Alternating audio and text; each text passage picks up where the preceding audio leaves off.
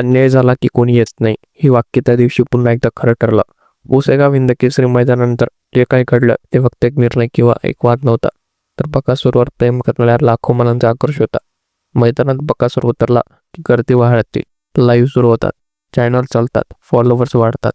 पण ज्या क्षणी बकासूरवर अन्याय झाला त्या क्षणी तो दुःखात होता. त्यावेळी अनेक चेहरे अचानक गायब झाले.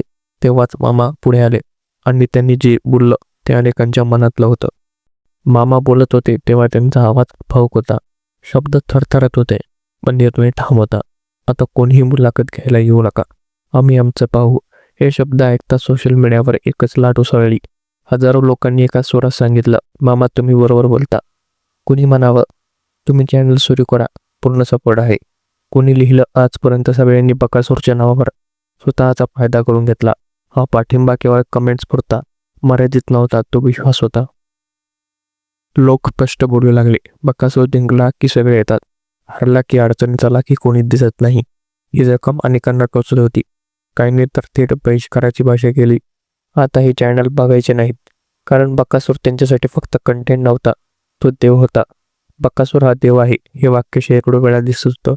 कुणासाठी तो नंदी, कुणासाठी राजा, तर कुणासाठी काळीच. या सगळ्या गोंधळात एक गोष्ट प्रकर्षाने जाणवते, बकासूर प्रेमी एकत्र आले, कोणी गावातून, कोणी 1200 किमी लांबून, पण भावना एकच, देवासाठी आम्ही कायम उभे राहू.